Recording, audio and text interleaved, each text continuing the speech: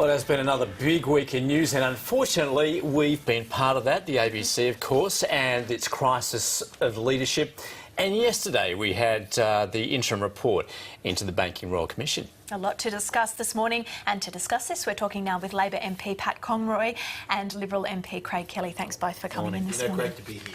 Now, Craig, this week you made a proposal this week to essentially give away the ABC to its staff members. Just explain why that would be a good thing. I thought this could be actually a good idea too. Remember, the ABC at the moment costs around $1 billion to the taxpayer. Now, there's been talks of privatising, which I don't agree with. But one way it could be done, it could be giving the shares in the company to actually all the staff here. So the longer you've worked, the number of years you would get one share, and that way it would be run here by the people that actually work, and then they would make a profit or a loss and sort of have the financial consequences. But the thing about themselves. the ABC is that it belongs to the Australian people. It's accountable to the Australian people. Wouldn't that affect that? I don't think so, no. With the staff here then would run it. They, of course, would be accountable to the people because they then have to get the advertising revenue. If they weren't being accountable and they weren't putting on good programs, no one would watch it. If they're putting on the good programs they are at the moment, people like them, the advertisers would come, and it would continue making a profit without costing the government that $1 billion a year. Well, except you're going to really annoy the commercial competitors with that, because you're simply you're getting into that pie of revenue that they're already complaining about. Well, look, you could argue at the moment that that's being taken away. Voters and viewers are being taken away from those commercial networks because they're watching the ABC. This would put the ABC on a level playing field with all those other networks. Well, Pat, of course, the whole argument at the moment about is the governance of the ABC, both at managerial but also at board level. What do you think needs to happen from this point on?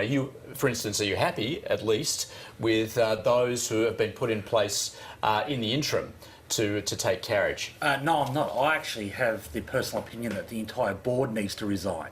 And I say that not lightly. I say that because they clearly did not stand up to the chairman, Mr Milne, trying to politically interfere in the ABC, trying to be well, we assume conduit. that's the case because we don't know the full story about what's going on behind the scenes. But it's very clear that they were made aware of Mr Milne's actions of being a mouthpiece for the government, taking personal complaints from Mitch Fifield and the Prime Minister and saying that Emma Alberici needed to be fired, that they needed to, quote, shoot Andrew Probyn. And the board was aware of this, according to leaked documents from Miss Guthrie, and they did nothing to stand up to him on that.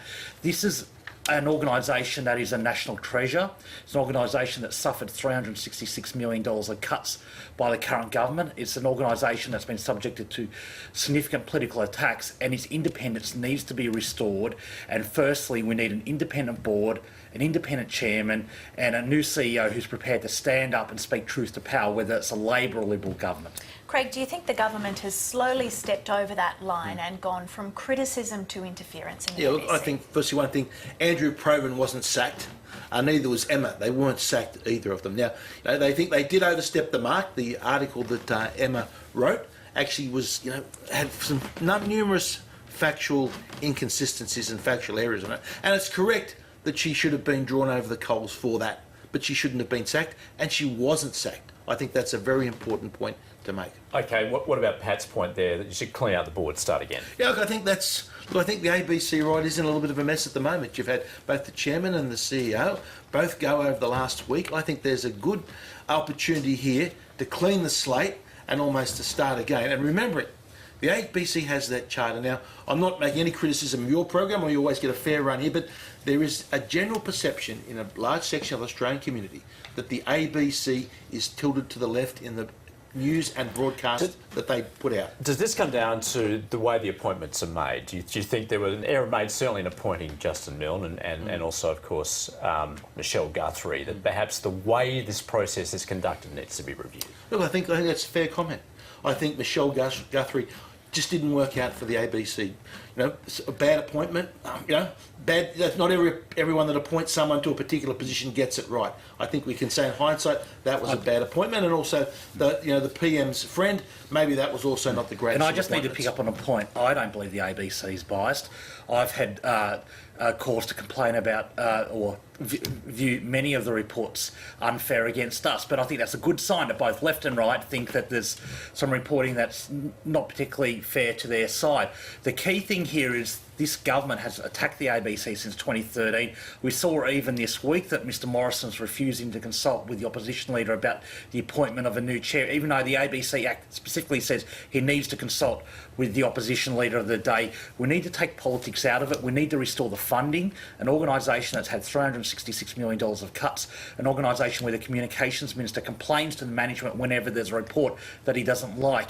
The public broadcaster should be above politics. It's a national treasure and we need to preserve it. All right, let's move on to another issue this week. We had the Banking Royal Commission interim report released yesterday. A big focus of that was the regulators potentially not being tough enough, ASIC and APRA.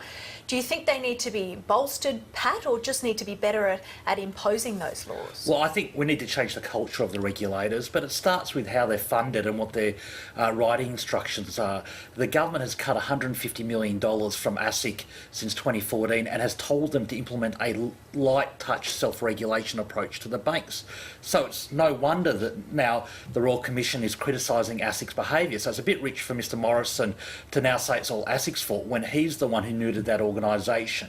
And we shouldn't move away from the step that this Royal Commission has been delayed by 600 days because of the coalition government, where Mr Morrison voted against the Royal Commission 26 times in Parliament. So yes, we need to reflect on ASIC, we need to reflect on the banks, and we need to reflect on a government that's permitted this behaviour to go on for too long. Yeah, so Craig, on those 2 points then, has the government misjudged the reading of the people? And of course, as it's transpired, in retrospect, this looks as though your government should never have opposed setting up the Royal Commission. I think you agree with that? I think that's probably fair enough in hindsight now. But remember, a lot of this activity that all these complaints have been about was when Bill Shorten was the financial services manager. So the Labor Party had every opportunity to call a Royal Commission as well. So they just can't sort of say it's all the coalition's fault. To the point then about the regulators and the way that they're funded and the like. Do you take Pat's point that perhaps that's part of the problem? They've been toothless, they haven't done their job. I think it is more the culture of the regulators. It doesn't matter how many dollars they get, it's the culture.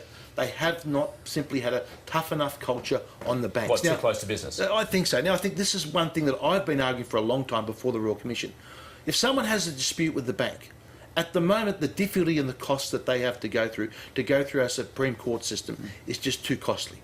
We need to get a low-cost tribunal system in place that allows people to take their complaints to the banks at a low cost, like many other tribunals that we have in the retail leasing sector and others, and have that dispute determined. That's what we haven't done. The banks have been able to operate above the law, and that's the reason we see a lot of the behaviour. Your own government instructed ASIC to adopt a light touch self-regulation approach and then sent a signal of cutting its budget by $150 million, which meant that it couldn't conduct its investigatory activities as it would have liked. So yes, ASIC's to blame, but it starts at the top with the government saying take a step back and let the banks regulate themselves, which has been a comprehensive failure.